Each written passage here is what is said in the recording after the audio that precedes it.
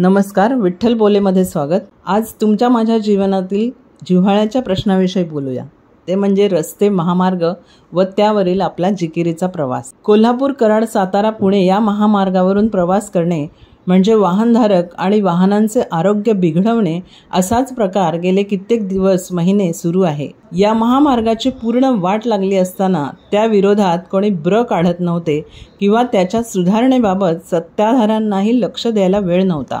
या एकूण परिस्थितीत वाहनधारकांचे मात्र कंबरडे मोडले होते आणि वाहनांचे एक्सेल तुटत होते, तसेच टायर फुटत होते, अपघात घडत होते आणि सर्व प्रवासी निमूटपणे हा बुक्क्यांचा मार सहन करत होते। कोणीतरी पुढे यावे, या महामार्गाचे गाऱ्हाणे मांडावे आणि सरकारने त्यात लक्ष घालावे अशा अपेक्षा वाहनधारक आणि प्रवाशांच्या होत्या। खरंच हा प्रवास करताना किती त्रास सहन करावा, यातना किती सहन कराव्यात आणि संयम किती राखावा याच्या मर्यादा संपल्या होत्या। एक ना एक दिवस वाहनधारक रस्त्यावर येतील आणि आपला आक्रोश व्यक्त करतील अशी परिस्थिती अलीकडच्या काही दिवसात निर्माण झाली होती आणि अखेर त्याला वाचा फुटली। विरोधक म्हणून मिरवणाऱ्या काँग्रेसलाच या संदर्भात पान्हा फुटला असे म्हटले तर वावगे ठरू नये। कोल्हापूर, कराड, सातारा, पुणे आणि पुन्हा पुणे, सातारा, कराड, कोल्हापूर हा प्रवास म्हणजे नरक यातना भोगायला लावणारा प्रवास अशीच या रस्त्यावरून ये जा करणाऱ्यांची भावना झाली होती।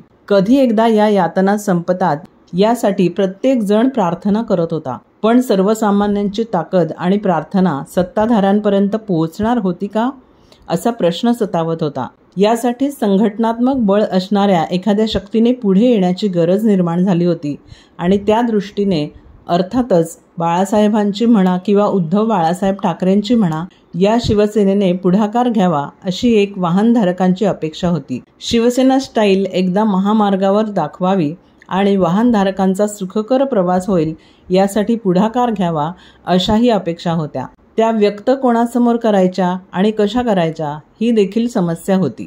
काही का असेना, महाविकास आघाडीचा घटक पक्ष असणाऱ्या काँग्रेसच्या नेत्यांना मात्र जाग आली आणि त्यांनीच आता या संदर्भात पुढाकार घेतला आहे।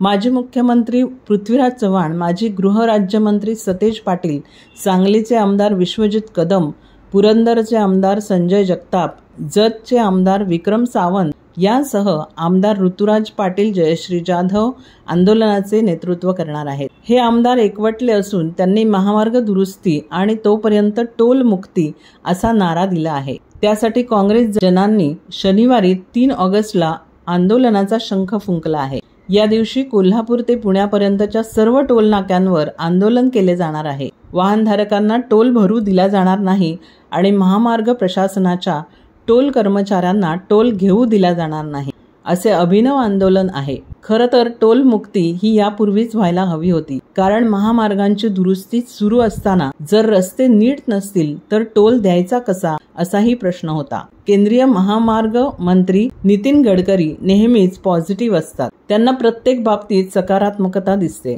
त्यांच्या बोलण्यातून वागण्यातून ती नेहमीच जाणवते। अशा वेळी ते स्वपक्षीय किंवा पंतप्रधानांचाही मुलाहिजा ठेवत नाही असा त्यांचा बाणेदार स्वभाव आहे। मग या बाणेदार स्वभावाच्या गडकरींचं या महामार्गाकडे लक्ष का नसावं असाही सर्वसामान्यांचा प्रश्न आहे। आजच्या गुरुवारच्या वृत्तपत्रामध्ये प्रसिद्ध झालेल्या बातमीनुसार सडेतोड गडकरी यांनी वैद्यकीय विमा उतरवत असताना त्यावर जीएसटी नसावा अशी थेट मागणी केंद्रीय अर्थमंत्र्यांकडे केली आहे। खरंच हा किती सकारात्मक विचार आहे। तो सकारात्मक विचार गडकरी साहेबांनी पुण्यापासून कोल्हापूर पर्यंतच्या महामार्गासाठी वापरावा असं बाणेदार कोल्हापूरकरांचं मत आहे आणि खरोखरच गडकरी यात लक्ष घालतील असाही कोल्हापूरसह कराड आणि सातारकरांना विश्वास आहे। कारण या महामार्गाची दुर्दशा पाहता प्रवास करणे म्हणजे जिकिरीचे झाले आहे।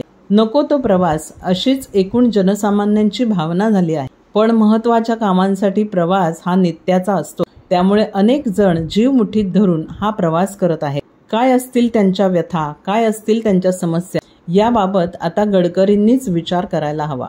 रस्ता दुरुस्त होईपर्यंत कदाचित टोलमुक्ती होईल, पण टोलमुक्ती झाली म्हणजे अडथळ्यांच्या रस्त्यावरील प्रवास धोकामुक्त झाला असे होत नाही।